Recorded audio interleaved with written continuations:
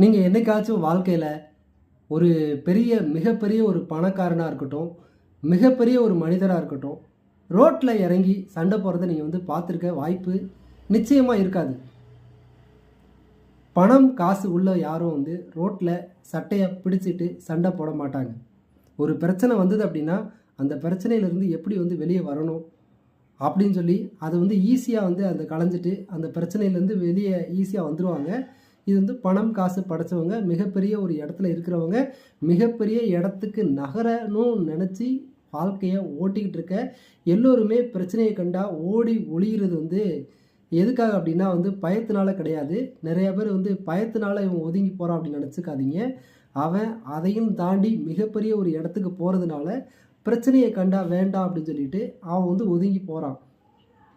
நீங்களும் பிரச்சனையை கண்டா ஒதுங்கி போனீங்க அப்படின்னா நீங்கள் உயரமான